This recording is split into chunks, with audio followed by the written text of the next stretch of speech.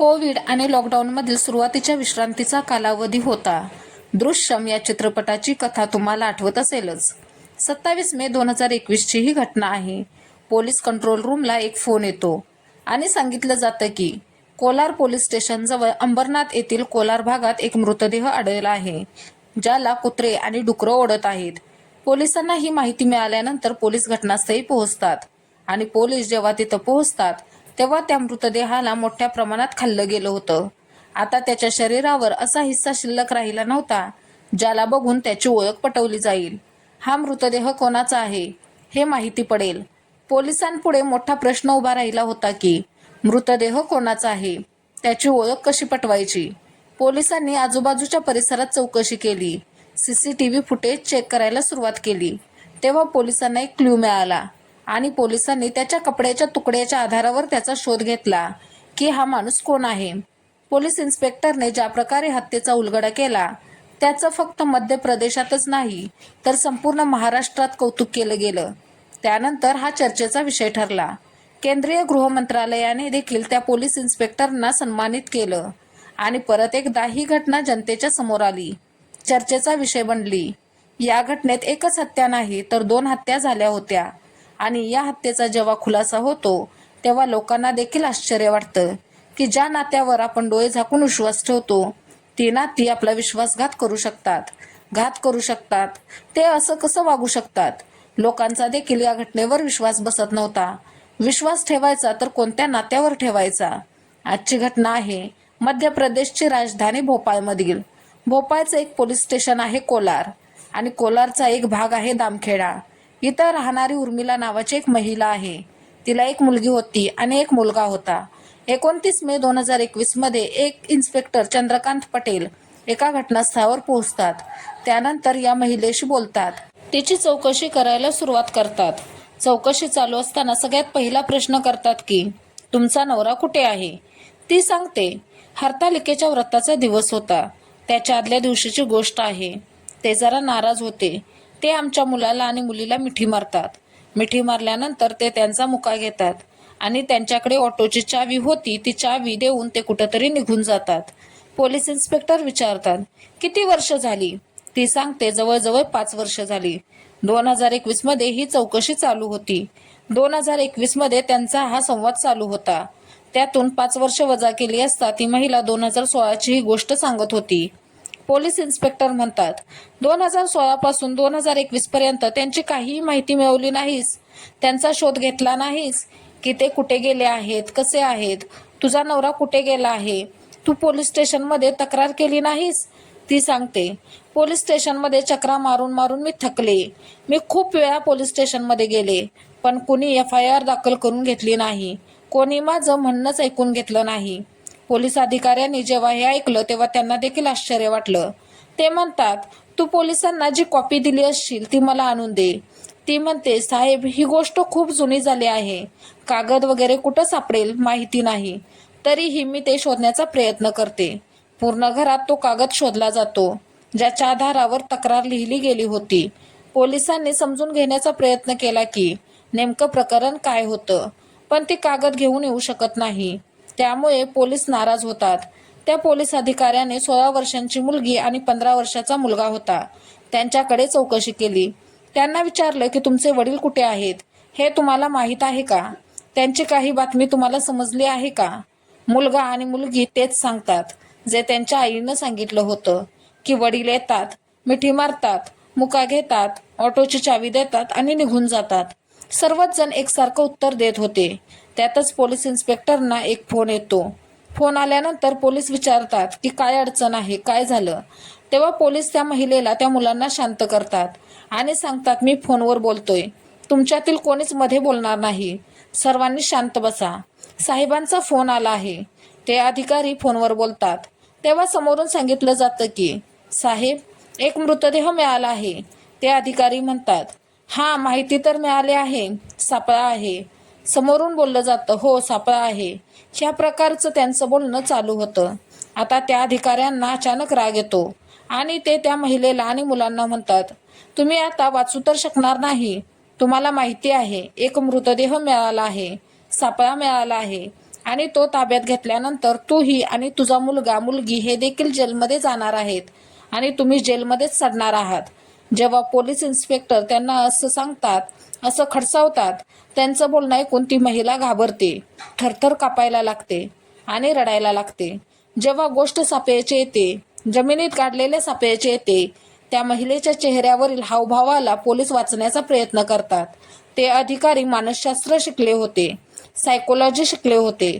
उर्मिला म्हणजे ती महिला अस्वस्थ झाली होती, शिवाय चिंताग्रस्त देखील दिसत होती. त्या अधिकाऱ्यांना तिच्या हावभावावरून समजत होतं की काहीतरी गडबड आहे. पण पोलिसांनी अंधारात तीर चालवला होता आणि तीर बरोबर निशाण्यावर लागला हे त्या अधिकाऱ्यांना देखील माहिती नव्हतं. त्यानंतर ती महिला थरथर कापायला लागते आणि म्हणते, साहेब, माझ्या मुलांना काही झालं नाही पाहिजे. माझ्या मुलांना वाचवा. यात त्यांचा काही दोष नाही. जे काही झालं आहे ते मी खरं खरं सांगते. गोष्ट जेव्हा सगळं सांगण्याचे येते तेव्हा पोलीस अधिकारी विचारतात, काय झालं? तेव्हा ती महिला सांगायला सुरुवात करते की तिचा जो नवरा होता तो अपंग होता.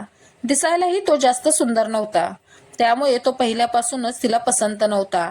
त्यातच तिचा दीर तिला आवडायला लागला, पसंत येऊ लागला. तो तिच्या नवऱ्याचा छोटा भाऊ होता आणि ती हळूहळू त्याच्याजवळ जाऊ लागली. काही दिवसांतच त्या दोघांत शारीरिक संबंध निर्माण होऊ लागले. ती दीरासोबत अशा नात्यात गुंतत चालली होती की तिनं कधीही तशी आशा केली नव्हती. तिला कधीही असं वाटलं नव्हतं की ती अशा नात्यात अडकेल. आणि एक दिवस दोघांच्यात शारीरिक संबंध चालू असताना नवऱ्याने त्या दोघांना रंगेहात पकडलं, नको त्या अवस्थेत बघितलं. त्यामुळे तिचा नवरा शांत राहू लागला होता, नाराज राहू लागला होता आणि तो जेव्हा जेव्हा घरात यायचा फक्त आणि फक्त भांडण करायचा. भांडण करायचं कारण शोधायचा. त्यांच्या घरी सतत भांडणं असायची. मुलांनाही तो मारहाण करू लागला होता. बायकोला मारहाण करायचा, त्यांना खूप मारायचा. आणि आता घटनेची वेळ येते. चौकशी 2021 मध्ये चालू होती आणि त्याच्या अगोदर म्हणजे 5 वर्षांपूर्वी ही घटना घडली. म्हणजे 5 वर्ष वजा करून 4 ऑगस्ट 2016 मध्ये ही घटना घडली असं सांगितलं जातं. तो नवरा घरी येतो. तो दारू प्यायला होता, शिव्या घालत होता, विनाकारण मारहाण करत होता. बायकोला राग येतो. तिनं त्याला पकडलं. पकडल्यानंतर त्याच्या तोंडात कापड कोंबलं जेणेकरून त्याचा आवाज बाहेर पडणार नाही. त्याचे हातपाय बांधले आणि त्याचा गळा उळू लागली. तिचा राग वाढत चालला होता कारण ती खूप दिवसांपासून शारीरिक आणि मानसिक त्रास भोगत होती. तिचा राग जसजसा वाढेल तसतशी तिची ताकद वाढू लागली. ती बाजूला एक हातोडा पडला होता, ती घेते आणि पूर्ण ताकदीने ती त्याला मारते. जसा तो हातोडा त्याला लागतो तसं रणजित म्हणजे नवरा त्याचा जागीच मृत्यू होतो. आता अचानक तिचा छोटा दीर, ज्याचं नाव मोहन, तो घरी येतो. त्याला याबद्दल काहीच माहिती नव्हतं. पण जेव्हा तो हे दृश्य बघतो तो त्या महिलेला, उर्मिलाला म्हणतो की तू हे काय केलंस? तो आपल्या भावाचा मृतदेह बघतो.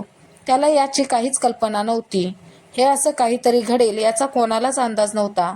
उर्मिला थरथर कापत होती. आता तिचा राग शांत झाला होता. मुलगा आणि मुलगी जे घडत होतं ते बघत होते की कशा प्रकारे आईने वडिलांची हत्या केली.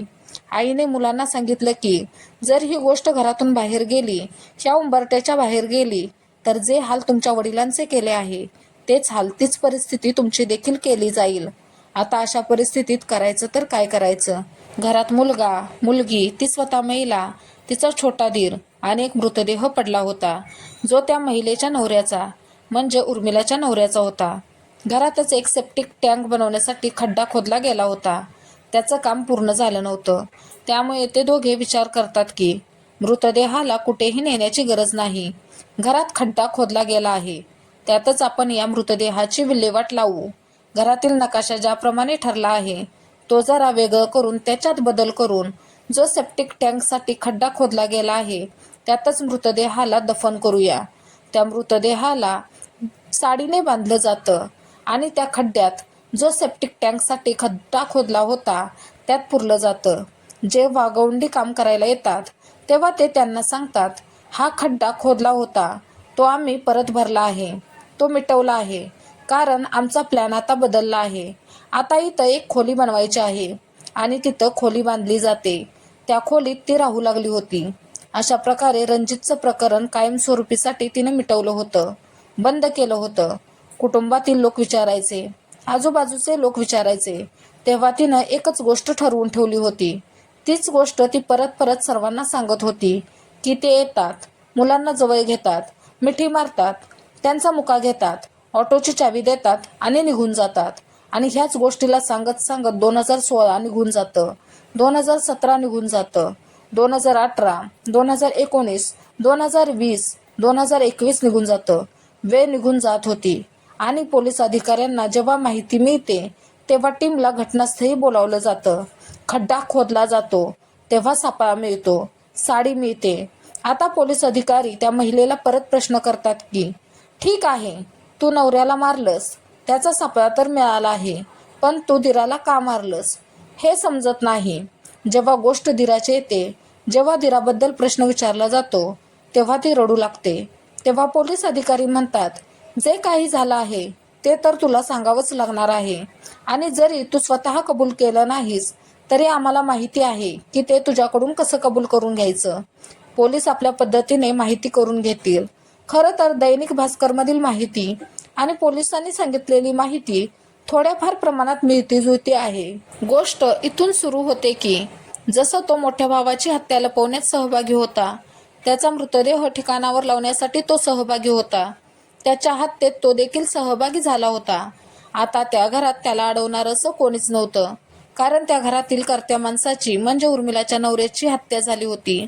त्याला जे मनात यायचं तो तसंच करायचा, कारण त्याला आता थांबवणारं कोणीच नव्हतं. वेळ जसजसा जात होता तशा त्याच्या इच्छा देखील वाढू लागल्या होत्या. त्याला दारू प्यायची सवय लागली होती. तो व्यसनाच्या आहारी गेला होता. त्यांचं घर होतं ते भाड्यानं दिलं जातं. भाड्याच्या घराची येणारी इन्कम वहिनी दुसऱ्यांच्या घरी जाऊन कामं करायची, त्याची इन्कम देखील तो स्वतःच्या मौजमजेसाठी घ्यायचा, दारू पिण्यासाठी घ्यायचा. तो स्वतःच्या धुंदीत असायचा. त्याला दारू पिण्याची सवय तर लागलीच होती, पण आता तो वहिनीला मारहाण देखील करू लागला होता. स्वतःच्या पुतणीवर वाईट नजर ठेवून होता आणि तो पुतणीला देखील विनाकारण मारहाण करू लागला. दोन्ही मुलांना त्याची भीती वाटू लागली होती. त्यांच्या मनात त्याच्याबद्दल दहशत बसली होती. आणि एक दिवस तर तो इतक्या खालच्या पातळीवर उतरतो की सख्या पुतणीला वाईट नजरेने पकडतो, तिच्यासोबत वाईट कृत्य करण्याचा प्रयत्न करतो. अचानक महिला घरात प्रवेश करते आणि ती हे सगळं स्वतःच्या डोळ्यांनी बघते. तिला खूप राग येतो. बाजूलाच एक काठी पडली होती. ती काठी घेऊन ती दिराला खूप मारते, इतकं मारते की तो गंभीर जखमी होतो. ती मुलांना सांगते की ह्याला उचलून कुठंतरी लांब फेकून या. अशा दारुड्या, अशा नालायक माणसाची ह्या घराला अजिबात गरज नाही. शेजाऱ्यांच्या मदतीने, जो त्यांच्या घरात भाड्याने राहत होता, त्याच्या मदतीने तो मुलगा आपल्या काकाला स्कूटरवर बसवतो आणि अंबरनाथमधील कोलार भागात फेकून येतो, जे कोलार स्टेशनच्या हद्दीत होतं. तिथं एक नदी देखील आहे, कालियासोत नदी. तिच्या किनाऱ्यावर फेकून येतात, सोडून येतात.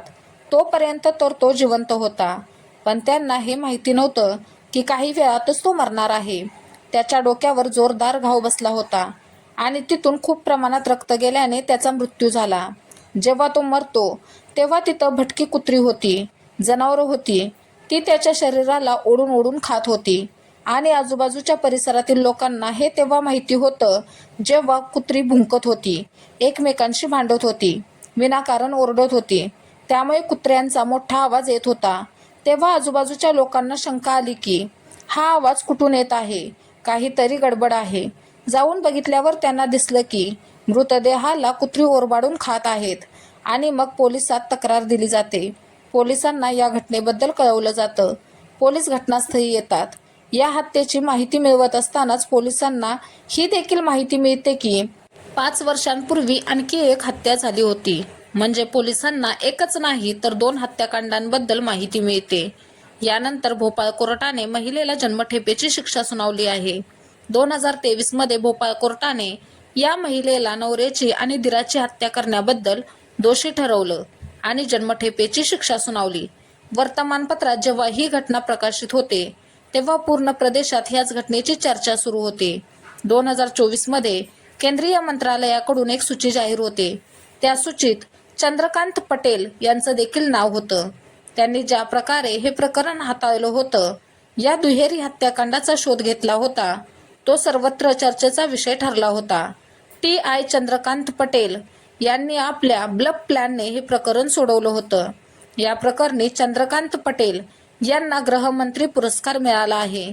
गृहमंत्री पदक मिळाले आहे. सध्या ते इंदूरच्या विजयनगर पोलीस ठाण्यात TI आहेत. ही कथा सांगताना कोणालाही दुखावण्याचा किंवा त्रास देण्याचा हेतू नाही, तर तुम्हाला जागरूक करणं आणि सतर्क करणं हाच यामागचा उद्देश आहे.